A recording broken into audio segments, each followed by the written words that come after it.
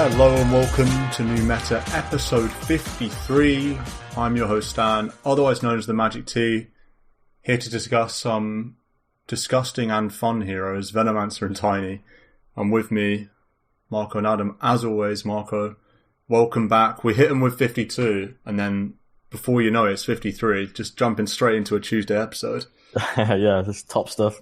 Excited to talk about one sweaty hero and one cool hero.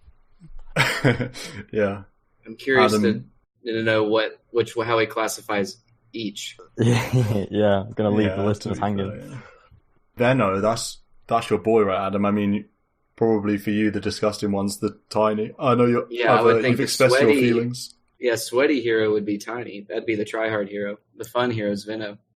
Yeah. I think you could also say that Tiny is the sweatiest hero if it's the most TI winning hero in my eyes from the grand final. So maybe if you look at it in that way, it's the sweatiest. I mean, yeah, at TI it was something else, and that was even mid. It was crazy with the tree, with the whatever it's called. What's it called? Tree volley. That's it, volley. Yeah. They touched it in 7.22G, but not really. What do they do? Just reduce the cooldown. I mean, increase the cooldown. That was it, right? 15 to 20 or something? Damage went from, I think, 120% to 100%. Ah, that's right. They did that again, as well, to be fair. A little nerf, but... Yeah. Getting ahead of ourselves a little bit, let's touch on the usual games. We've actually we just got off from finishing a in-house game, 5v5 captain's mode. That's always fun. Marco, you were drafting. How was that, and how have your games been in general? Games in general have been really good, actually. I'm on a 7-win streak in the last maybe 5-6 days. Typically 5 stacks, all those games. All ranked, including one of these. Actually, not all ranked, but mostly ranked. Been pretty good fun. And like you say, just played an in-house against Gain. Shout out to him. That was really good fun. I think our draft absolutely destroyed his draft. I think our gameplay was untouchable. And yeah, it went well. Nice. Adam, likewise. How have your games been? I haven't really played that much. I was out of town this last weekend. Yeah. So it was like 2 more Veno matches and then the game we just played. So yeah. Veno was in consideration again. Yeah, I think I want to, because right now I have, let's see, I think I have like 90 games played on Veno. I kind of want to go on a 60 game grind streak with them, you know? I want to up that match play. You know, that was that Reddit thread came out about who's got master tier on which heroes. I wonder how many master tier Venos there are. There was 29. There was 29, and I wanted to be the 30th. I was like, I could probably do that. I could probably grind that out. It would only take like 3 months. Yeah. It's funny with that, because there are certain pros that are master tier on certain heroes. I know Crit is master tier on Willow, for example. Topson master tier on Monkey King. So it was funny reading through that thread and knowing that certain ones are pros that you know. One of the few, Mason, one of the 25. Master tier Weaver. I know that. That's a weird one. That's a fun one, yeah. I just can't think of any other pros that are master tier, although I've definitely seen them. Hector's probably master tier Wraith King, to be fair. Yeah, probably. I could have sworn I played that there was only one master tier Gyro. Like, that was the least master tiered hero. Yes. Only one hero. None had 0 and only one had 1. I could have sworn I played with that guy or against him because it was so random. Just like, who grinds out Gyro games like that? It's funny that Gyro's bottom, because you'd think a hero like Chen or these super low pick heroes are, but then heroes that are so low pick, there are some just pure specialists that just play that hero. So it's interesting the way it works out. I don't know how many Elder Titans there are master tier now, probably quite a lot, but the first master tier I ever saw was a master tier Elder Titan, and at the time it probably would have been the only one because it was so early after Dota Plus came out. And there's just a ET spammer somewhere in EU West ancient pool just doing his echo stomps, probably still to this day. I've definitely come up against like a bounty hunter, and obviously a bunch of others as well. There's a Phoenix player as well in my solo pool. What do you do once you've master tiered a hero? You just completed that hero, like completed the tutorial, you don't play it anymore? Yeah. Like, or do you open up, like you finish the tutorial, now you get to play the real game, the late game content of a hero? I guess it's the latter of those two, because you do Master Tier to get the cool voice line, so you've got to make use of it at least a little bit. True. And plus, Penella on my RD2L stack, she was Master Tier with Lich and Venge. Yeah. It's crazy being Master Tier on both. There was a guy on Reddit that was Master Tier on 7 heroes. That's got to be the highest. It's actually ridiculous how many games that requires. Think about how much I play Lina and Meepo. I'm 20 on Lina, that's my highest. And going from 20 to 25 is as long as going from 1 to 20, it feels like. I've been on level 20 for forever. So to be on 7 is crazy. You could probably do that if that was your entire hero pool, and then you just cycled through the challenges every 2 weeks, right? You just complete it on like all 7 heroes every 2 weeks, and I think that's what you have to do, is take advantage of those quests, because otherwise it just takes so long to grind. Yeah, you've got to do the quest. What's maybe more crazy than the guy having 7 Master Tier heroes was that simultaneous to that, he was Silver Tier on every single hero in the game.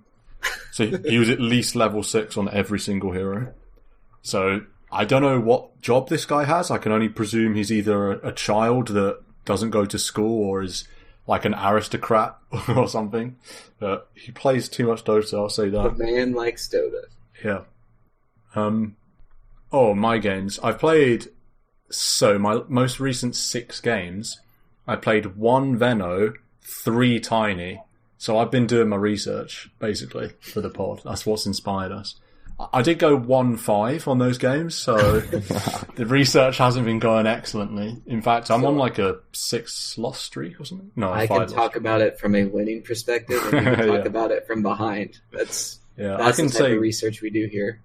I can say what not to do, and you can say what to do, so we've really got it all covered. Yeah, 3 Tiny losses in a row. Oh no, one of them was a win. Okay, so 1 win on Tiny, 2 losses, and then a Veno loss. The Veno loss was... it was 1 kill, 15 deaths. That was quite a poor kill score. Adam might have to carry the Veno advice. I'll just sit in the background going, yeah, Veno, cool hero, I think it's good. Not that I can put it into practice. With that said, I feel like let's just jump straight into Venomancer. Adam, you've played this hero the most. What is it about Veno that makes you want to play him 60 games in a row and be the 30th Master Tier Venomancer player? I think I'd have to play like 400 games in a row. Because I just hit gold. So I got more than halfway to go. Yeah. He's always just been kind of a pet hero for me. I kind of always liked his kit. He's got some cool sets, so you can like really make him look way different. His banana wards. I like just a big, effective team fight ult. Like if you want to play long, drawn out fights, and then all of a sudden everyone is like, "Oh God, we gotta leave. We're all so low," and then hitting a big Gale just wins a fight a lot of time. If you can line up a 3-man Gale or something, that's very satisfying. What's the position you want to play him in? I think I've played him everything over all of my games just throughout the years, but right now, mid or 3, but you could probably do a 4. I don't like it as a 5 at all. And 1 is pretty niche. Yeah, 1's weird. You've got to like build Pike and do some right click and stuff. I feel like if you want to do it 1. I've been lucky with my recent matches where I've had 2 Drow games and on my team, and Drow, like a Drow is a 1 or as a mid. If I'm 3 or mid with a Drow, then you actually just dominate lanes. That's felt really strong. But that's very rare to have a Drow. Statistically, the hero is like bang on in the middle at the moment. Just to give an overview of where it is, 50% win rate. It's actually 50.1 in Divine Immortal, which is interesting because a lot of the chatter at the moment, at least in sort of like wherever, Dota and Reddit and videos on YouTube and the community, I guess, is like rating this hero quite highly. But I guess it's lagging a little bit statistically. It's right smack dab in the middle of popularity too. It's at 60th, Yeah. so right Yeah. in the middle of picked. In terms of the laning stage, build-wise, level 1, I always go Gale, but looking at guides, and I feel like just in general, do you ever consider going W? Does it just depend on the rune skirmishes? Yeah, the thing to say would be that this is the case for most heroes, but Veno is like one of these top 5 in particular where you do not skill your first level until you need to. So if there is going to be that bounty fight where the Gale is going to secure you that kill, obviously you then put a point in, get a kill. But if that's not going to be the case, and you get to lane and knowing action has happened, you then put that point into your W. Poison sting. Yeah, into the poison sting. I'm pretty sure that should always be your plan of action. Mm. Yeah, it depends on how many heroes you're bringing to the rune fight. Like, if you have 3 at a rune, I think you get Gale because that's just a kill. Like a 50% slow. Yeah. That takes, the slow reduces over the 15 seconds, but it's just a 15-second movement slow. And then that's just so many right clicks from your 3 heroes that you should be able to kill anyone. And then if there's 2 heroes at the rune fight for the other team, if you can get a double Gale, that should secure you 1 kill at least, and then a lot of regen out of the second hero, which basically means you win the early lane. Yeah, and in terms of going forward in the laning stage, the first spell you're maxing, are you always maxing your poison sting? I suppose that's like the strongest laning spell, or do you just get a certain number of points before you look into like Plague Ward and stuff? I'm asking this because I have no idea. I literally don't really know how to level this hero particularly. But I would just sort of max poison sting because I feel like I don't know what else to do. What position are we looking at this guy from? Because he can play the 1, pseudo 1 if you like. Ramsey's in the past, would safe lane farm this guy. Yeah, he could play the true. 3 like a bulldog off laner. He could play the 4 in the off lane, or he could be the mid like Adams had success with recently. Well, let's talk it through what the differences are in terms of the skill build, because I was thinking position 3 or position 4, because I always just imagine Veno waddling off to the bot lane. Is there any differences between the 3 and the 4 really in terms of skill build straight off the bat, or is it all situational depending on the lane? I think there's argument that the 3 follows what you do for the 1 and 2, or typically for the 1 and 2, where you kind of ignore Gale beyond level 1. Honestly, I've seen it ignored even at level 1 and just 0 levels, and so that you can get, say, 0-3-3-0 on your poison sting and wards by level 6, so that you can then farm well and farm better. Farm orientated if you're this core position. Whereas if you're the 4, I think you don't want to put points into your plague wards because you need enough points such that they're not totally trash and dying 2 hits. But as a 4, you don't have the XP to warrant that, and as a 4, you aren't farm orientated, so you should be, in my eyes, getting more levels in the Gale and Sting rather than wasteful levels in the plague wards. I've done everything on the hero, so I don't even I know in my heart that Venomous Gale Max is bad, but I just do it because it's so fun. Because it's so much damage. It's like 1,500 magic damage at level 7. So 625 before reductions, according to Dota 2 wiki. It's 15 seconds, 100 per tick, and then 100 on the hit. So yeah, it does get reduced. That's on the Gale, not the Sting. Yeah, this Venomous Gale can deal up to 625 damage to a single unit before reductions. Dota2Gamepedia.com is what the source is. Still, for level 4 spell, that's pretty low. And the slow and stuff. But I feel he can do either, there's the magic damage build, and then there's the farmy ward, sit me in a lane, and in the jungle build. And I feel like any of the roles can do either of them. It just depends on the game. But the Poison Sting, I do think, is the best spell of his throughout the course of the game. And something I would max. There's a lot of times I don't get the ult. It's like a Wraith King type deal. You don't get the ult at level 6 because there's really no point if no one's going to contest you. And there's also definitely games where I've seen people not get Gale at all, and I think there's validity in that. But I've just seems to be that I've been able to use the Gale and just get kills in the lane like over and over again because supports don't respect you. So I've been getting at least 1 point in that. Yeah. You say it's bad, but to be fair, looking through the guides on DotA Buff, there are quite a lot of multiple points in Gale. For example, this offlane core Veno, by the looks of it, it's a Veno mag lane. Actually, this is a really confusing team.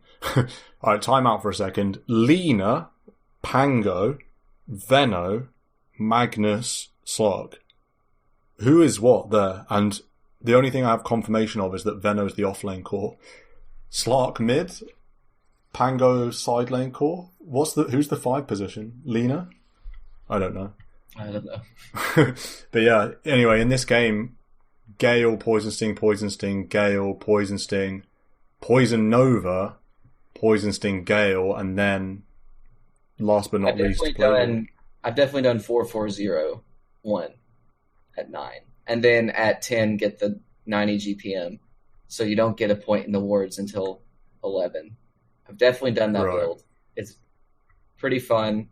I've been doing a lot of building Veil on Veno. Yeah.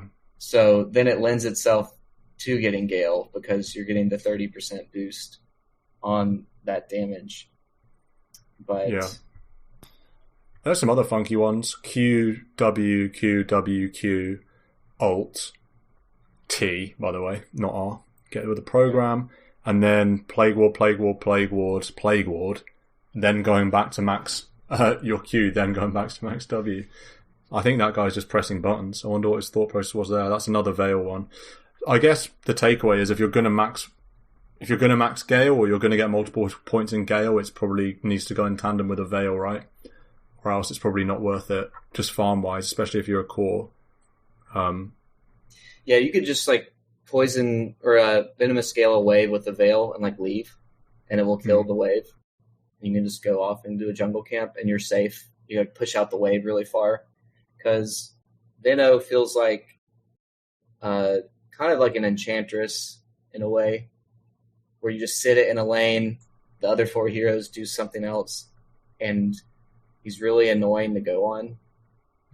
You have to invest a lot into getting him, and then you're like really low after, so you can't make moves across the map. You gotta like heal. Yeah. Because like one right click from Poison Sting, if it's max, is like 450 damage magic before reductions, and then if a ward tags you with Poison Sting, that's 225 damage because it's half on a ward. And it just lasts forever. So it's just a lot of things that supports and cores have to deal with if they go on you. It doesn't feel like a high value thing, but then also it's like, oh no, this Veno's pushing the tier 2 alone. We have to do something. Yeah. Lastly, on the very beginning of the laning stage, what do you think the starting items are, Marco? If you're walking to the off lane as a core, or a mid lane, or indeed, I guess mid lane's a little bit different, but if you're a side lane core Veno, what are you buying with your first bit of gold? So what is that different to POS 4? For side lane, so I've kind of come around to this magic damage idea of 4 in your Gale, 4 in your Sting, because now I'm thinking about the wards, and like Adam says, it's this Ench kind of role, but I feel like it works best in the mid lane where you can just slap down chunky level 4 wards in the lane that can't be killed in the early game, so you're pushing and also being a nuisance. But then when you're in the mid lane, you can rotate into the jungle and use those wards to farm efficiently there, whereas I feel like in the off lane, it could be better to be more damage orientated, in which case max Gale, Sting, Veil, you are outputting a lot of damage. So then with that in mind, I feel like you could start off a Crown, honestly, if you're playing the 3. I'm not sure how much gold that leaves you with, but Crown and just bulk up on your regen, maybe. I think you can start Crown Tango. Can you get 2 Tangos? Oh, you can. You can't, can you? I do double Tango, Mango, then Circlet, and Slipper. I go double Wraith Band. So, okay, Wraith Band's interesting. Interesting. yeah. I definitely would say Mango, maybe 2 Mangoes. I was going to ask why the Wraith Band. Because you have really bad damage as like right-click damage. I think you're 38, I think, or 40 without anything. So you're coming out the lane, I think about 42 to 44 with those 2 items. A quick Bazzi could be one to consider.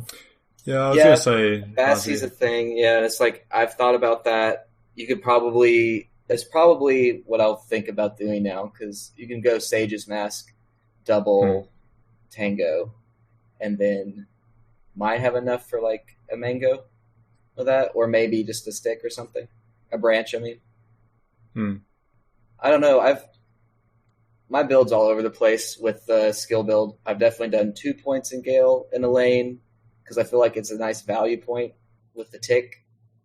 I've definitely just got a value point in the wards at level 4, because all you need is it to like chase or like tag a support as they're running away, or maybe just give vision. If I see a Shadow Shaman, I just want to eat the Shadow Shaman over and over again, because he's so slow already. And then if you just Gale, then Sting, he just basically is rooted. If he tries to get away, you can just like ward block, or just spot somebody coming from the side with a ward. You don't even need it to live. It just needs to get off like one attack, or just give a little bit of vision for the 40 seconds it lasts. Yeah. So, man, ward blocking. This guy plays Veno. Yeah. Too good at the game, man. I mean, you can like throw one behind you and block so they can't like chase you. Yeah, that's one of those where I'm playing against a Veno. I get ward blocked. I scream some untranscribable nonsense about pathing, and then email Gaben to fix it. I was going to say you have the email and copy paste ready. For me personally, I am a big believer in the QWW at level 3. But then beyond that, it's interesting. Leveling Gale is such an interesting one, because it's a 1-point wonder, but it's also like a 2-point wonder, given how much it scales at level 2. But I think beyond level 2, it scales pretty poorly. Just to run over the skill for those that don't know, that it gives us 50% slow, so minus 50% move speed. But that doesn't scale. That's the same at level 1 through level 4. That part of the spell doesn't change. So in that sense, yes, a 1-point wonder. But when you level from level 1 to level 2, the initial damage doubles from 25 to 50, and the damage per tick goes from 10 to 40. So a 4x change. 15 to 45. Huh? 15 to 45 now. On damage per tick? I'm on DotA buff, and it says 10 to 40. Yeah, it says 10 to 40 on DotA buff. I think that's not been updated. Really? Wow. Let me go in-game climb. Let's see what's cooking. Yeah, in-game. Yeah. Damage per tick, 15 to 45. Wow, DotA buff, what's your deal? Oh. Gamepedia is up to date. Feels bad. Yeah, that's what they had in 722G. It was that, and then the base attack time on the wards went down 0.1 seconds to what? Yes. 1.4, I think. It's interesting because this leads me on to the next question I was going to pose. The reason I think past level 3, like I said, QWW seems really strong. But when you start getting to like level 4, 5, 6, certainly 7, I feel like Veno in an ideal situation wants to go and start farming the jungle a bit. At least I do when I play POS 4 Veno, because I'm a core player at heart, so I'm just like, when can I get some items? But at what point do you think it's good to leave the lane, if at all? Is an important part of this hero's playstyle farming jungle with wards, or is it not really? Is that just something to fall back on, or are you always looking to get in the jungle? I think it's a big part of the hero. Right. I think it's a big part, but I think it should be absolutely simultaneous with lane creeping. You can do both. That's what makes it good. Yeah, because you can do both at the same time. Yeah, I don't think you should. I know a common one is say the triangle of ancients, and like, oh yeah, you get your wards all there and you do this great triangle. To me, I don't think that should happen until you've got a tier 1 or multiple tier 1s. I think you should prioritize just laning creep, and then the nearest jungle camps, like some efficient warding there. Also then using your wards to get tier 1 down, because that's a facet of the hero. Get a tier 1 with your pushing power, and then once that's opened up the map,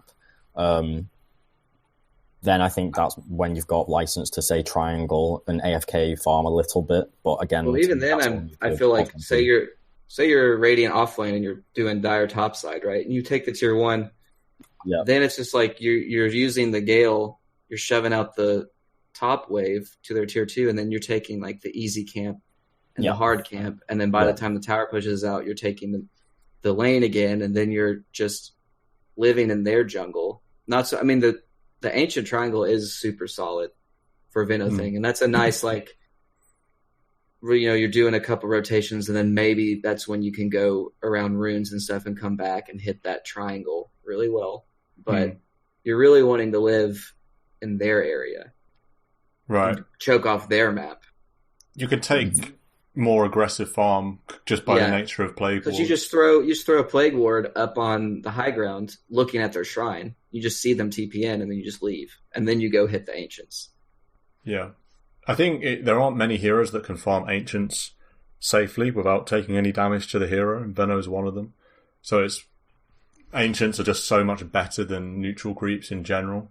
XP and gold wise, they're very important. So yeah, he can ancient from level. If you do 0-2-2, like at level 4, he can take ancients for sure. That'd be like a very weird build, but level 5 he can ancient definitely. But it's only worthwhile if there's someone else in your team getting the golden XP from the lane that you've abandoned. 100%, 100%. Right. That's why I think you can do the greedy 4 and just jungle. He's almost like Enigma. If you want to do the greedy 4, and then if you have the really self-sufficient 3 that's getting all the XP and stuff. That's what I was going to say. I hate that idea because I'm such I know you don't like that. I can't play that game. Imagine you're Enigma though, and you take the range creep, and then it's pushing into you, and then you have this. But then I guess Enigma wants to do the triangle too with the yeah. But the thing is though that you're imagining it from a 3's perspective that wants kills and wants a lane partner. But I think you only do this ultimately.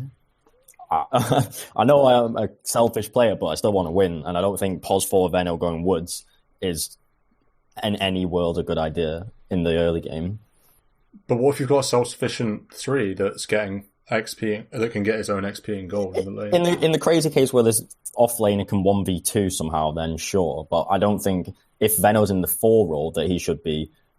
I don't think I don't think in the early game he should be in the woods. An Enigma is a different story because he's got the deny mechanic, and can farm way faster, I think, than a Veno could in the early game, early laning phase. If it was a 1, 2, or 3 Veno, apps like what we've said, simultaneous woodsing or shoving the lane and woodsing, fine. But as a 4, I really think they should be positioned to be aggressive in the lane. Yeah, and I'd definitely be sympathetic to the argument that what's the use of having... It's better to have a situation in which your off-laner, this self-sufficient, strong laner off-laner, is getting farm and XP, and also the enemy carry isn't, because there's a Veno being aggressive, rather than the enemy carry getting farm, your off-lane getting farm, and your Venos in the woods. So yeah, you trade your POS 4 farm for the POS 1 farm if you can. Yeah, and that is the role of POS 4 really in the early game. If you talk laning, the position 4 is never hitting creeps. He's there to harass, maybe get kills, but just make space for your 3. And also with Veno, I really don't think he can jungle effectively enough when his plague wards are less than level 3. So just by that virtue, he needs to be level 6 or 5 to even be able to woods in my eyes. I think the sting is more important than jungling in the wards. I think the wards will stay alive in the jungle fine. Because the creeps aggro to you hit them once, and they don't hit the wards at all. They walk past the wards, so they only need to be level 1, because they're never going to take any damage. Oh, what, the wards? The wards shouldn't take damage if you're jungling. It sounds like the most inefficient jungling ever. It sounds so slow and useless. They last... The duration is... How long is the duration on Plague Wards? 40. Okay, I mean, this is some of the slowest farming ever on a hero that's role is to secure a lane, harass the enemy, enable your position 3. Like, this is just a kind of a griefing position 4 hero. There was a time when the play 4 style. Veno Play was legit. Dota. I don't think I like core Veno a lot more right now than 4 Veno. But I haven't tried aggressive 4 Veno, like Gale kills and lane build. I had one game with a position 4 Veno, so this is my Veno experience to say. So I was Shaker, position 4 Veno. He played the Veno as he should have, in my eyes. He played it really well. Harassing, we were getting kills just from skirmishing in the lane. He was helping me CS. I CS'd well because he's putting pressure on. It was just everything I wanted and the game needed. I don't know what he did after 10 minutes, but for me, if you're playing a position 4 Veno, you should not be leaving your offlaner to jungle ward, blah, blah, blah, any time before 10 minutes, in my eyes. Or before 8 minutes, say. Yeah. Well, I mean, I played a 4 Veno that I mentioned earlier. It was so much fun. I was killing Ancients at like, 8 minutes or something, farming, mega triangle farming. Just when you went 115. And did 115 and we lost in like 25 minutes. So yeah, it's a good game. A lot of fun though. I was killing Ancients. Got a Spirit Vessel. Anyway. I guess the next thing to talk about, do we want to talk about talents first or do we want to talk about items? Because I feel like both are, well, particularly items, are pretty wide open. Yeah. Ooh, items. That is literally anything. Yeah. Is it as simple? I mean, it seems like I can't think of a hero with more options than Veno, which is something that I love because it's particularly from the offlane role. I just absolutely love a hero that can literally build anything that the team needs. I mean, Crest, Vlad's, Forstaff, Halberd, Greaves, Pipe, Spirit Vessel, Helm of the Dominator, Atos. Atos is nice, yeah. Yeah, literally Ags. Anything. Ags even, yeah, maybe. Yeah. Are there any particular personal favourites, Adam, that you have from the offlane role? Or indeed... I built Crimson and Halberd on them before. Yeah. Favorite standard is double Wraithband Phase Boots into Veil. Veil, I really like Veil on offlaners with high magic damage. I really like it on Sand King and I really like it on Venom. Yeah. I really like Phase Boots and Veil because it's like at least 10 armor, maybe even more. And you're already an Agi hero, so you have pretty good armor. So you're very tanky, especially with like the Wraithbands and the HP regen from Veil. People go on you and you just kind of like laugh at them because you're popping down wards and your Venomous Scale and the Veil, and then if you have Nova, they're just like, I shouldn't have done this. Yeah, I think Veno being able to be tanky, and I really like the idea of that armor build with Veil Phase, is so deadly if the enemy team don't kill you. Because say if you go all these tanky items and they commit a few heroes on top of you and don't quite kill you fast enough, if you then get an ult and 3-man Gale, it's like a black hole dot over time where they can't escape from wherever they are because they've not killed you in time, and then they'll just get cleaned up by the rest of your team. So it's easy win. And the only thing that gets you at that point is TPs. That's like if they TP out. It's like the rupture effect, right? Where you pop your ult and they immediately TP out. Yeah, that's true. Big brain play. I think Hood can also... a Pipe is also very common. Pipe is very solid. It is common. You already have the armor. Yeah, and as a 3, say with that farm priority, you're naturally going to be the one to potentially pick up the Pipe. But even in the 1 role, if you're like, I'm going to play a safe lane farming Veno, you can get... Maybe in that case, it's advisable to go Veil Pipe, but then say you do get those 2 items quickly because you're farming, maybe by 16 minutes, they both are online, and then you just go team, like, ball up, and we've got damage, we've got tank ability, let's go towers. Yeah, what do you think? Oh, sorry. I was going to say I'm looking at past games. I've had like double Wraithband, Phase Boots at 7, Veil at 13, Pipe at 19. And then you're just like, because you have all the armor from Veil, right? So your only other thing to add to is Burst. Then you have the Pipe. And then you're just Tank Master. And then you get Greaves. What do you think about the classic Atos Greaves build that every hero in the world can do? Just for catch, I suppose. Well, Atos is really good tank ability. and then you can get rid of the TPs, which is huge, and then your venomous scales are really trivial to hit. So I like it. It's good. Was a good tank, heroes, good int as well, which you kind of do run into a bit of a mana problem if you use a lot of venomous scales. Yeah. Do you think there's merit in building like a crest if you've got a big position one like a PA or a Slark, say, or even maybe like a Troll Warlord? You just build like a solar crest. That's an option as well. I feel like that's quite strong. Crest is criminally underrated all the time. Yeah, I definitely agree with that. Yeah. More armor. More of a situational item. The Ags. Every hero has one of these days. It's amazing. What do you think of Veno Ags? Is it legit or is it like a luxury? I'm sure I think Bulldog it's a says luxury, it's but I've one been of the best building Ags it. ever. Such a weird one. I feel like his whole ultimate spell is such a weird spell. In some games, I feel like I can ignore it if you have crazy sustain, but then some games it's like, wow, I actually just 100 to 0, and I'm just dead now. I was trying to get gold tier, and I had an Ags quest, so I kept trying to build it. Turns out the Ags quest was bugged, so it wasn't counting my ult damage with Ags.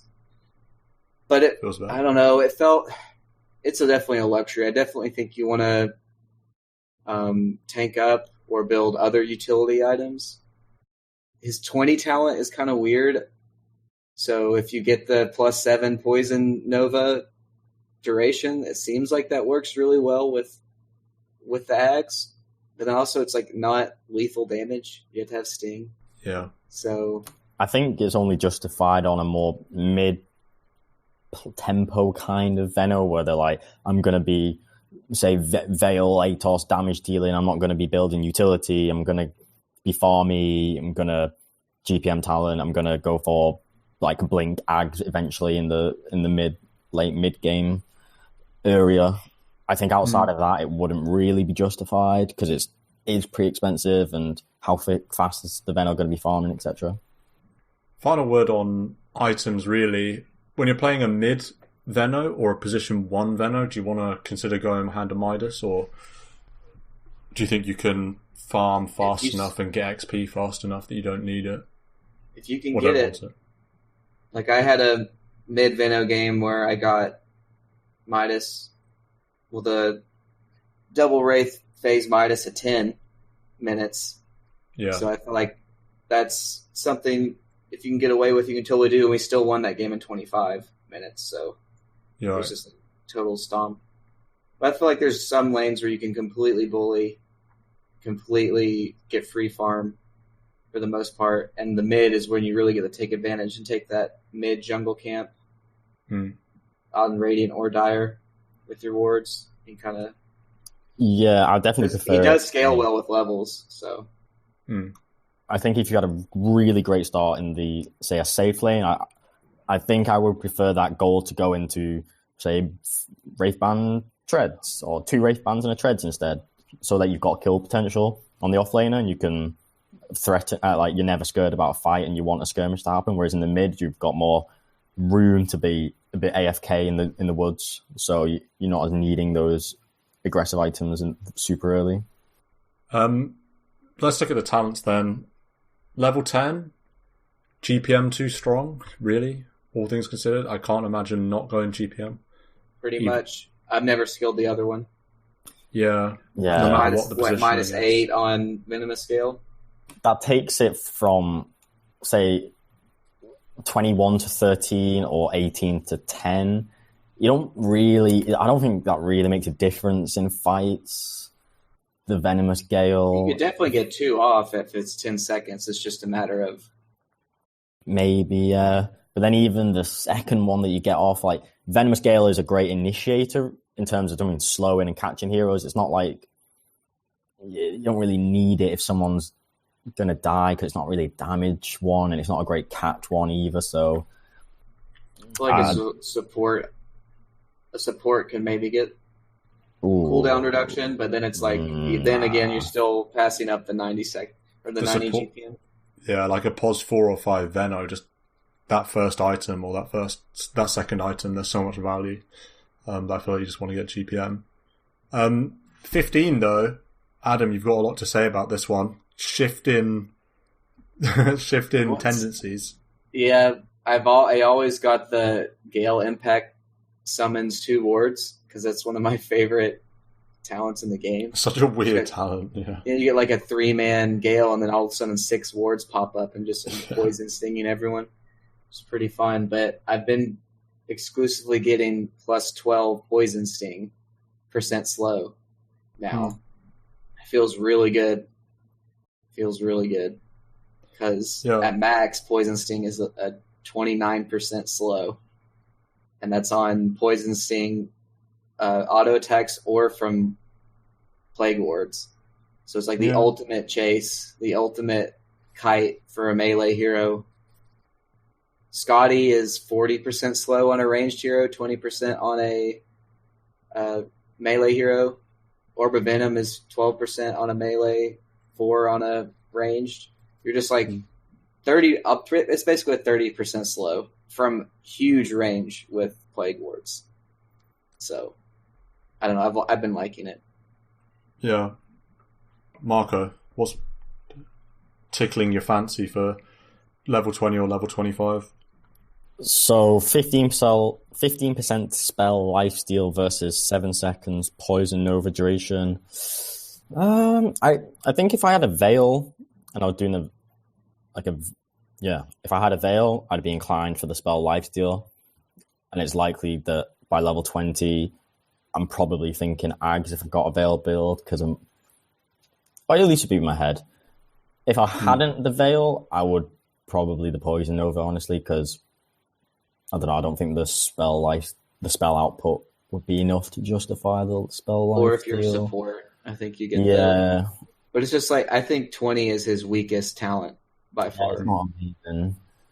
Yeah, there's not a lot going on there. It's maybe 25 though. Maybe just on the 20, it could be a tough choice if you were, say, this mid blink Ags veil kind of build. Do you then want to get more poison nova duration or the spell lifesteal? I think the lifesteal will probably be more common if you're a core Veno, so that you are just surviving more in fights and healing more in fights. Those 7 seconds of the poison nova duration probably, they're not going to make the difference to say, they'll definitely won't change if you live or die. Spell lifesteal could. So I'd lean towards spell lifesteal. If you're a Herald level Venomancer player like me, do I get 800 poison nova AoE so I can actually land poison nova on a hero rather than missing it every time? Or is Plague Ward HP and damage too good? Okay, Bulldog says that Plague Ward times 3 HP damage is the best talent in the game, or one of them, I'm sure. They do 120 damage and have like 1,350 health. Yeah, it's insane. Yeah, it's obscene. That is mad. That's actually so hard to kill sometimes in the late game. The AoE is a bit of a gimmick, really. Yeah, you cast in it, so it's like you're watching a game from 15 years ago. You cast in, and then it's this weird slow animation that it fills the screen with. Yeah. It's like some gash kind of animation. Yeah, it's slower than TB Ags. Flashback to TB Ags, remember? At least TB Ags is faster. Looks cool. This one's just like some awkward green mist on your screen. Did we ever get back about whether TB Ags was used ever at TI? I don't think it was. It wasn't. It definitely wasn't. No, okay. Fine. We'll forget that happened. I don't think, to be fair, this Veno 25 talent was probably ever seen either. 800 poison over AoE. I imagine, Plague Ward damage is just too damn strong. But then it's like, too damn strong. You want to have the Gale summons too at level 15 if you're going to get if the game goes late enough to spawn all of these Giga wards. But then it's like, you could have the Giga ward that has a 30% slow on it. I don't know. I wish they split it up to like level 20. You could get the Gale. It'd be too strong if you could get the Gale summons too and have poisoning things slow both at the same time. That would be too good. It is, though, a very big consideration to have when you are 15 to go, am I wanting or looking to go to level 25? Because then obviously, like Adam says, with the summoning 2 wards and the HP damage, Plague Wards talent go so well together. They're really strong. And that, honestly, that 25 talent is one of the, if not the main reason you want a Midas to get to 25. But all that comes down to is you do need to consider if you can anticipate the game going that far. If you're ending a game at 30 like Adam has done, there's no value looking that far ahead. But maybe there are other kind of games where it's going to be harder to end or something, or expect it's going to go late, in which case being able to summon 2 wards and have them with that Omega talent is actually pretty sick.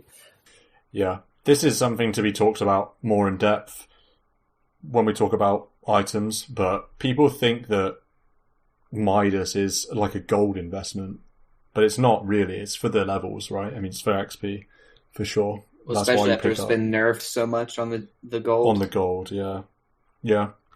We've gone deep on Veno. We'll do one final little discussion before we talk about Tiny for however long we have left, but what heroes is this good against and what heroes is this bad against particularly? Are there any heroes that you outright will not pick Veno against if you see them? And vice versa, is there any heroes that just ding, ding, ding, this is a Veno game?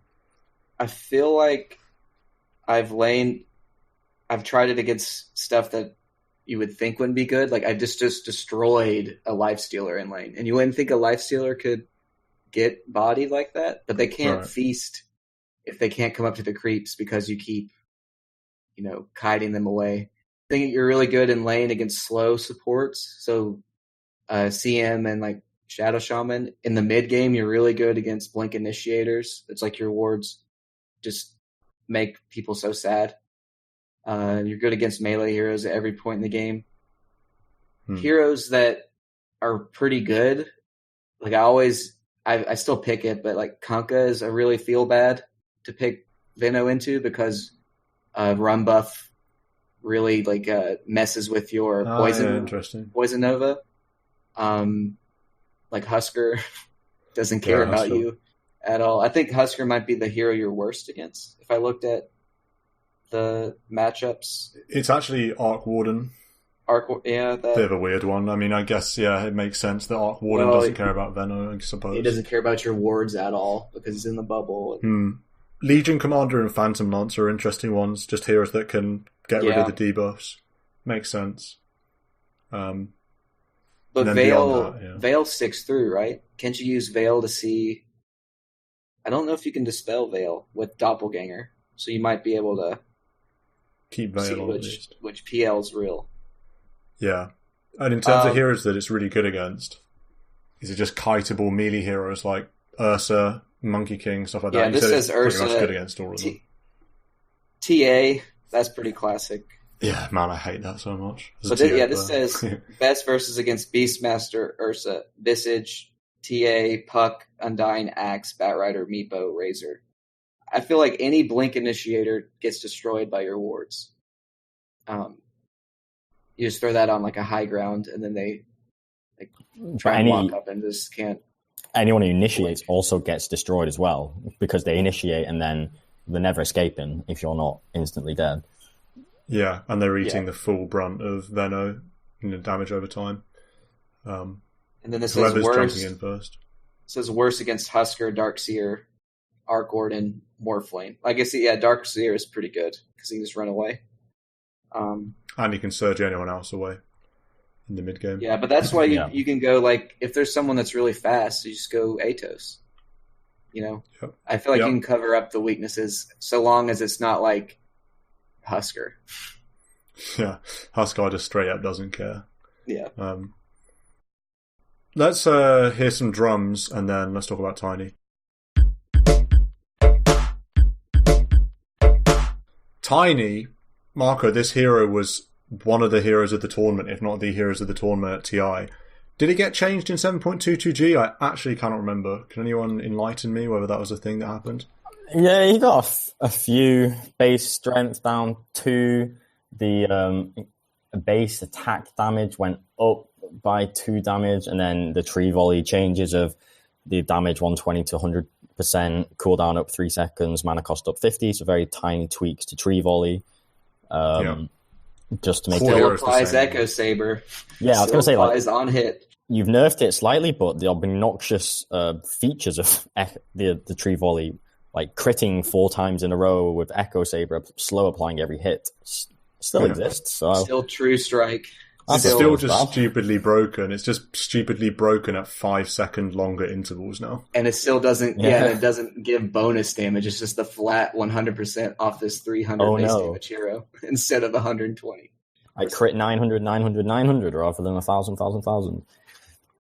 Yeah. So he's, not much change in 2.2G. So he's still pretty prevalent, I feel. Like when I've been watching high level pros games, he seems pretty common still, and that tree volley gimmick is still carrying him, it seems. 46% win rate. He's near the bottom of win rate in Divine Immortal, which is really interesting to me. What is he in pick rate, though? I think he's high pick. 25th in pick rate. Oh, that's pretty good. And he's 30% pick rate in Divine Immortal. So in Divine Immortal, he is the most picked hero in the game, despite having a 46% win rate. They can actually land tosses. That's crazy. 30% pick rate in Divine Immortal. That is crazy. It's higher than Pudge. I do think that it's a hero that's super, super strong when there's a bit of skill mismatch. I think good players, if they're against lesser good players who aren't equal, can absolutely destroy games with Tiny, and the fact that his rotations, and we saw it, TI Grand Final, Tiny rotations, like at the right time, in the right lane, tossing a hero back can just guarantee kills like no other hero can in the early game. Honestly, I don't think any other hero can guarantee kills as well as a Tiny player. A new age hook. It's a hook on steroids, just tossing heroes into towers. Tossing Earthshakers into Echo Slams. So many combos. So toss is a wild spell. Yeah, it's chase and it's catch. That's what's so ridiculous. You can use it both ways, right? It's so versatile. But then, like the win rates suggest, I mean, when people are kind of wary of what the hero's meant to do, you could say it should be quite easy to avoid or match. I mean, if this Tiny rotation, say, is at pos 4, say they aren't working, and say you aren't letting them work because you're a bit aware or whatever, then the hero could drop off quite easily without those kills to snowball his Blink Dagger to snowball more kills. I feel like I see it more as a position 4 roamer than as a mid. I feel like he's 3 and 4 right now. You see him as a 3? You could do, I feel like he can be a 3. 3 is if you're a little more farm intensive and you're going into like the later game, the Ags crit style. The 4 is the the boots, like blind boots, just walking in, tossing back, roaming around, and then you get your blink in the teens, somewhere around there, and then you're just blowing people up. And the 4 build has no tree grab, but the 3 build I've seen have lots of tree grab. And the mid build has tree grab at least 1 point. Yeah. I think position 4, let's start there. Like you said, this is like brown boots, bottle, blink, basically. Yeah. That's basically it. Starting with brown boots just feels so good. Like brown boots mango or something. Yeah, something like that, yeah. So also, strong. Another thing about the skill discrepancy in my eyes is that, say you're not just talking lane rotations and ganks, but even catching out enemy supports. Because when you're a Tiny, even as position 4, say you're level 6 and you've got 3 in Toss, 3 in Avalanche, you're blowing up any position 4 or 5 if you land that combo. So then, if you're able to kind of outmaneuver in terms of hero movement, these supports, and maybe find these stray kills, or people farming a bit naively in a jungle, and then you pounce upon them, you then can get your kills and start the snowball. But maybe, I mean, I'm trying to figure out why his win rate's a bit pretty crap in that Divine Plus, because I would have thought it wouldn't be that bad. But it's probably picked early. maybe. Because he is contested think- so much, and then they just counterpick it. It's a gank-intensive hero, and it's pubs. Pubs tend to be more purely because of coordination stuff. Hard farming is generally rewarded more relative to pro matches when fast, coordinated players more viable. So I think in general, I can imagine a lot of tiny picks in Divine bracket, particularly. Maybe it gets better in Immortal. Well, I'm sure it does get better in Immortal, like most things. But a lot of tinies that can't get enough done at the start of the game because of, let's say, the first 5 minutes of the game and find themselves a little bit wanting. Having said that, though, it doesn't really matter how this hero's game's going as long as he gets XP. XP is just like the most important thing on a tiny, and blink timing. That's the two things I would say that make or break your game. So even if you're not involved in kills, if you can still keep up with XP, you can still do bits throughout the game. So yeah, I don't know. I suppose it's a bit of a mystery why the win rate's not very well. I suppose games just get dragged out, teams are less clinical, and then tiny falls off. Yeah, I do think as a mid as well that I mean, I think he's a good mid. I think he's a really good tempo mid. If he can control runes with a bottle and get decent timing on, say, phase blink, maybe echo, he can be blowing up any hero on the map and be a great tempo player there. But then when people start getting items like even a glimmer on a support and then you glimmer the target tiny goes on, it's likely they're not dying. You can get 4 staffs to kite away from him. People might start getting BKBs. When your nuke combo now stops working, I feel like he then drops off quite hard. And I think that's where Tree Volley is meant to come into them picking back up, i.e. this massive damage output that it offers. But then maybe it is quite unreliable, and say if you don't have a void, can you really guarantee hitting it? So It's also, you could use the blow up combo and then transition into a tower hitter, right? Because you have your echo, and the tree does bonus damage, just like the old ags to buildings. So I feel like he is supposed to end the game at like 35, and then if he can't, he goes through the U-shaped thing where once he gets to late game with the ags, Daedalus, he becomes like a scary thing again, but he is like the pipe BKB era from 35 to 50 maybe is kind of a trough in power spike. And he's not good from behind. That's also a thing, is if the other team gets items and has a little bit of tankiness and you don't actually get the kills with the combo and your blinks late, then you're just like a toss guy, and it's pretty bad. I think that is particularly brutal for the position 4 as well, because like Stan says, if you've not got his XP, because say his rotations have backfired or not worked, he's got no way to catch up, as is common with semi-common with position 4. Because his mana pool's so low, he can't even be throwing spells on creep in the woods, because that's like 2/3 of his mana pool gone already. Oh, and then when he doesn't have the levels, it's now harder for him to get those kills. It's not like it's a fissure setup that gets a kill. It's like Tiny relies on damage from his spells unless he starts getting toss plays again. So playing from behind is definitely really difficult for that hero. Yeah, I wouldn't totally dismiss using spells on creeps. Like if you can farm a double stack in the woods with one spell combo and then run back to base and then TP out again in the time that a lot of heroes would still be farming that double stack and wouldn't think about it because they're like an Enigma or whatever it is, a Mirana waiting to use multiple Starstorms and arrows and stuff. You do literally one-shot triple stacks if it comes down to it.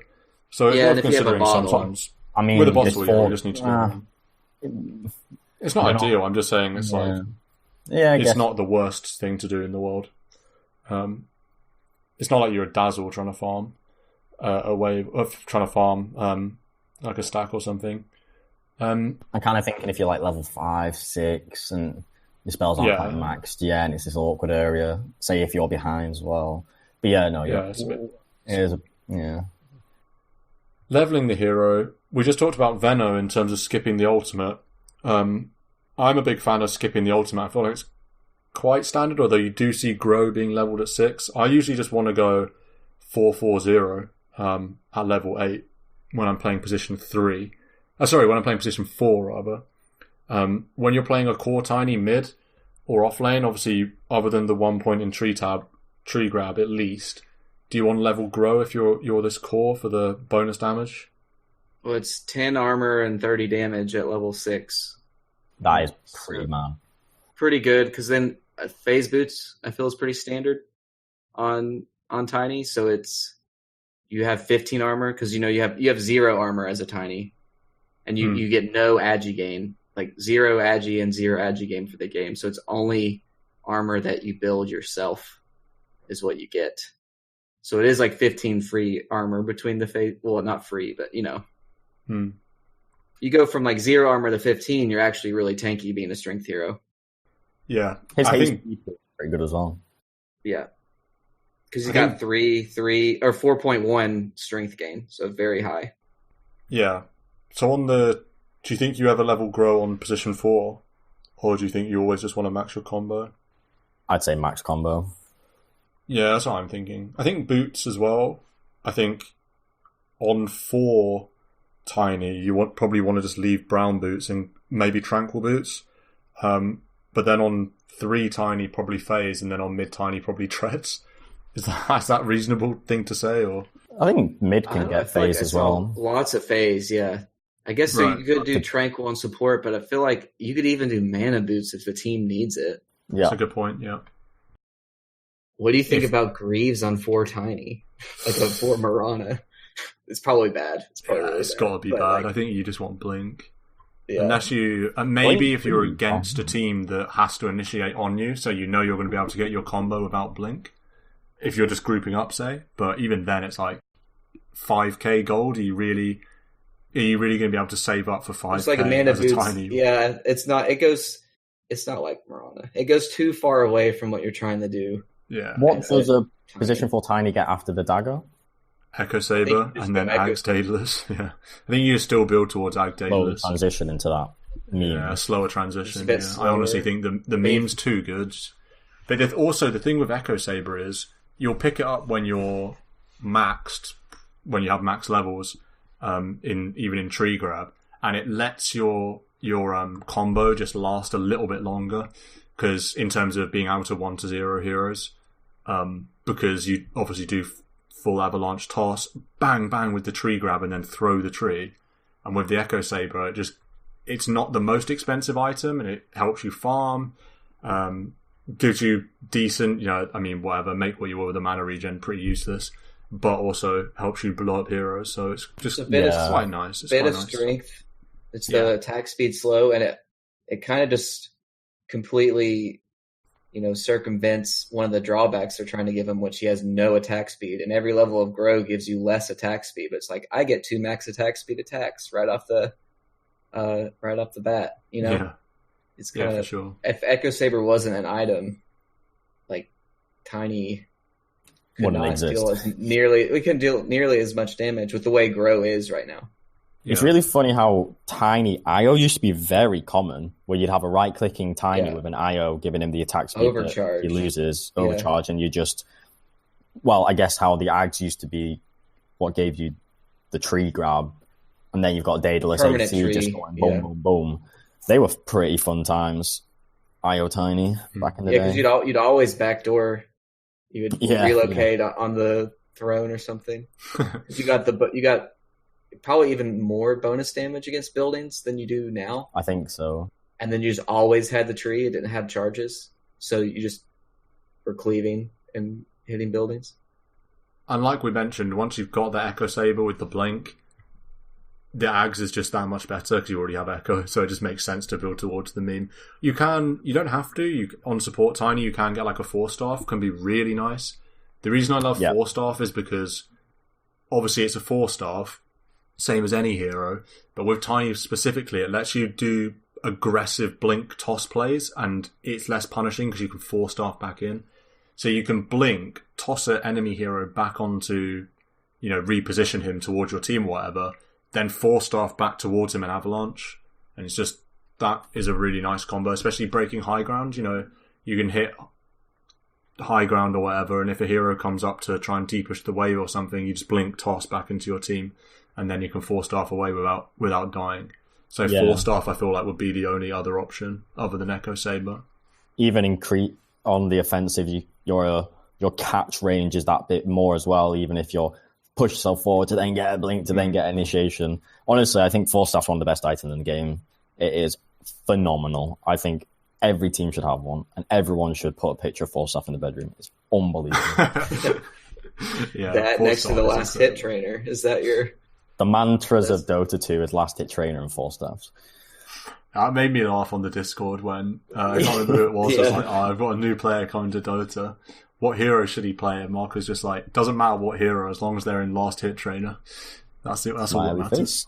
Yeah, that's a that's- smiley face. Yeah, honestly, it is. I'm going to make a book when I'm older about Dota 2 for new players. When there's like 10 new players every year, just sell it to them 10 and be like, this is my views.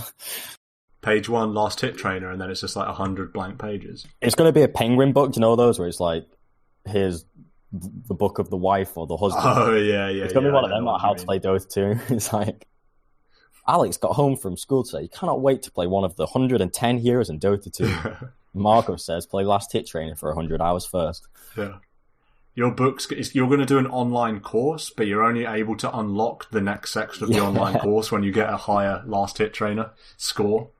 I think there was a Reddit thread today that said, I didn't feel ready for ranked after even 500 matches. Because I guess people are complaining about, turbo. Yeah, the turbo. Yeah. And, God, yeah. but it's like, Marco just thinks, it doesn't even matter the number of matches you do. It's the last hit trainer. Come back to me when you get, 5,000 points? If you go I can't 82, remember what it is. 82. Yeah, something like that. Talents, 30 damage at 10, just blow up. I think Pretty much. Yeah, that surely is the choice. 60 with Echo Saber. Oh, damage over movement speed. Yeah. Movement speed. Just More get- with the tree Say, grab. even 2 or 4 position, casual win lace on Tiny is an absolute Yes. treat. And you do have the slots on this hero to pick it up because he's not really carrying many items. I mean, it's just a bottle and a blink. Get a casual win lace. 15 avalanche damage, same sort of deal. You just want to max that aggressive potential. On a core mid, do you consider health, or is it just avalanche all the way? It was exclusively avalanche damage, I think, at TI. 400 health is a lot, but yeah, I do think always damage on the avalanche. So that brings us to 20, which is the most interesting talent, probably. Toss requires no target. That is interesting. So you can just run me through how this works, right? Can you just toss someone anywhere? If you're stood next to them such that you can toss them. Yes. Yeah, so you can just toss them target onto a any cliff ground. forever. Yeah. You don't have to target another unit to toss them to. Yeah. You just toss them back to the ground Yeah. or something. Anywhere you click, they would get thrown there. It Yeah. sounds cool and great, but in reality, you might make use of it once or twice in a game, and that benefit, I don't think, outweighs the constant value you get from the tree grab cooldown being reduced. Yeah, it goes down to 3 seconds. Yeah, 10 to 3 seconds on tree grab, is it? Yeah. That's serious stuff. Too much uptime with what your item build is. You want to have the Do you tree. really need tree grab on less than 10-second cooldown? It's already pretty low, right? I think at Yeah. that point in the game, you're hitting a lot, I would imagine, as if you're a mid. Even on a 4. And then even on a 4, honestly, by level 20, you're a pretty beefy boy that can be in the mix of a fight. So, It's also giving you double tosses, double like tree throws. yeah. Like throwing it and then picking up another one and throwing it again. Yeah, That's true. Exactly, yeah. It's 50 mana. You can just tree grab rather, throw it and pick up another one, do it again. Like you said, I mean, it's low enough mana, you can just spam the toss part. 25 then, minus 9-second avalanche cooldown, bringing the cooldown from 14 to 5, versus 3 toss charges. What do we think about this one? It's got an almost identical pick rate and an identical win rate between the two. I feel like it was always toss charges. Yeah, TI. toss charges slightly higher pick rate. Same. It's so funny when you toss a hero in the earth 3 times in a row. Yeah, That's it's always like satisfying. a stun, a really long like stun. Yeah, because when you're tossed, you can't do shit. So Avalanche is a crazy good spell though. AoE, yeah, what, 5 seconds? Big AoE, disable, and when it's such a low cooldown, 5 seconds, it's like, great, you BKB'd my Avalanche, I've got another one as soon as your 5 second BKB's over. Yeah. That said, of course, Toss goes through BKB, so... Does it? Pierces spell immunity. The damage does, for sure. Cannot toss spell immune enemies, Gamepedia says. It says pierces spell immunity on toss. So you can toss a target onto a spell immune target Can and it will toss do towards damage. spell immune unit. Yeah, but you can't toss the spell immune unit, I suppose. Cannot toss spell immune enemies is what it says. Can toss spell immune allies. If someone BKB TPs, you can't toss them. No, I do. That would be way too strong, I think, if you could toss. And you also can't. That means you can't.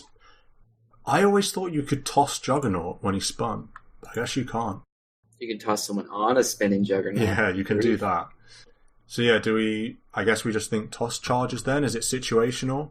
Depending on how good Avalanche is? There's definitely situations where it's better to get Avalanche, but I feel like in a general vanilla game, toss charges is better. Right.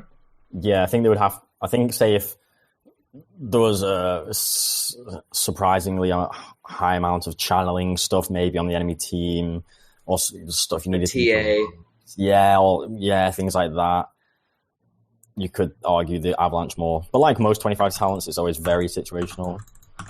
Oh, whoa.